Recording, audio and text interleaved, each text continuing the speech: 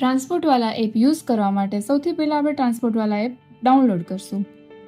ટ્રાન્સપોર્ટવાલા app download થયા બાદ અહીંયા તમારે રજિસ્ટર કરવાનું રહેશે. કંપની સાઇટ આપણે રજિસ્ટર કરશું. કંપનીનું નામ અહીંયા લખવાનું રહેશે. અહીંયા GST નંબર અપલોડ કરવાનો રહેશે. બિઝનેસની બેઝિક ડિટેલ્સ પણ તમે અહીંયા એડિટ કરી શકો છો.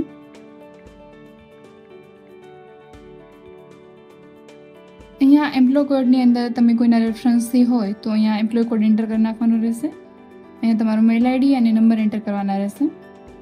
બધી ડિટેલ્સ ફિલ કર્યા બાદ રજિસ્ટરના ઉપર ક્લિક કરશું.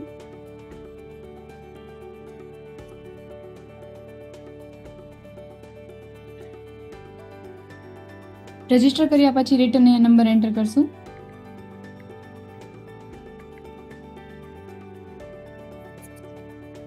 OTP વેરીફાઈ કરવાનો રહેશે. Welcome to Transportwala app. Transport માટે તમારે સ્પેસિફિક રિક્વાયરમેન્ટ તમારી જે કંઈ એડ કરવી હોય તો એ પણ તમે અહીંયા એડ કરી શકશો. રિક્વાયરમેન્ટમાંથી અત્યારે એક્ટિવ નથી બતાવતી કેમ કે તમે એમનો પ્લાન પરચેસ નથી કરેલો. પ્લાન પરચેસ કરવા માટે આપણે વોલેટમાં જશું. વોલેટમાં જઈને અહીંયાથી રિચાર્જવાળો ₹1 વાળો ટ્રાયલ પ્લાન છે તો એ તમારે બાય કરવાનો રહેશે. નંબર એન્ટર કરશો એટલે આ રીતના ઇન્ટરફેસ શો થશે કે તમારે કઈ રીતે પે કરવું છે. કોઈ પણ સિલેક્ટ કરી શકો છો. UPI ID એન્ટર કરી અને અહીંયા તમે કન્ટિન્યુ કરશો. ₹1 પે કર્યા બાદ પ્લાન એક્ટિવ થઈ જશે. પ્લાન એક્ટિવ થઈ ગયો છે.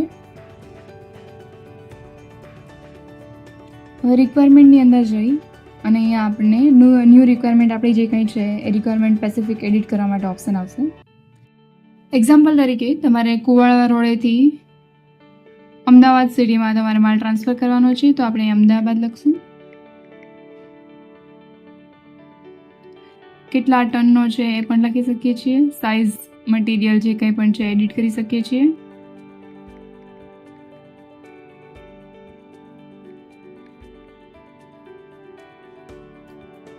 કયા ટાઈમે પિકઅપ અને ડ્રોપની રિક્વાયરમેન્ટ છે તો ટાઈમિંગ તમે એડિટ કરી શકશો. તમારી રિટર્ન ટ્રીપ માટે જોઈએ છે કે ઓન વે ટ્રીપમાં પૈસા જોઈએ છે એ પણ તમે એડિટ કરી શકશો. કઈ ટાઈપનું વ્હીકલ જોઈએ છે તમારે એ પણ તમે જોઈ શકશો.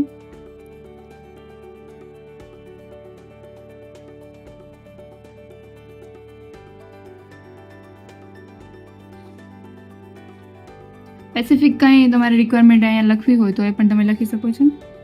પછી સબમિટ કરવાનું રહેશે. ડિટેલ્સ ફિલ કરવી કમ્પલસરી છે નહીં તો એમાં સબમિટ કરવાનો ઓપ્શન તમારે એક્ટિવ નહીં બતાવે.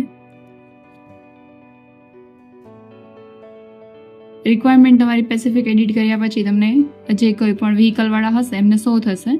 એ તમને ડાયરેક્ટલી કોન્ટેક્ટ પણ કરશે અને માની લો કે તમને કોલ આવે છે તો તમે જે કોઈ પણ થ્રુ અઝાઇન થાય છે તો એમનો અઝાઇનમાં જઈ અને તમે એમનો નંબર એન્ટર કરશો એટલે તમારી રિક્વાયરમેન્ટ ડન થઈ જશે. અહીંયા જે નંબર એન્ટર કરવાનો છે જે વ્હીકલવાળાનો કોન્ટેક્ટ તમને થયો છે અને જેના થ્રુ તમારી ટ્રીપ કન્ફર્મ થઈ છે એમનો નંબર એન્ટર કરવાનો રહેશે. ટ્રીપ અઝાઇન સક્સેસ થઈ ગયા પછી તમારે ઓકે આપી શકો છો. તમારી ટ્રીપ અહીંયા કન્ફર્મ થઈ ગઈ છે. જે તમને ટ્રાન્ઝેક્શન હિસ્ટ્રીમાં દેખાશે તેમજ ટ્રેન્ડિંગ વિડીયોમાં જઈ લેટેસ્ટ વિડીયો પણ જોઈ શકો છો અને સપોર્ટમાં જઈને તમારી જે કંઈ પણ ફરિયાદ હોય એ તમે લખાવી શકો છો.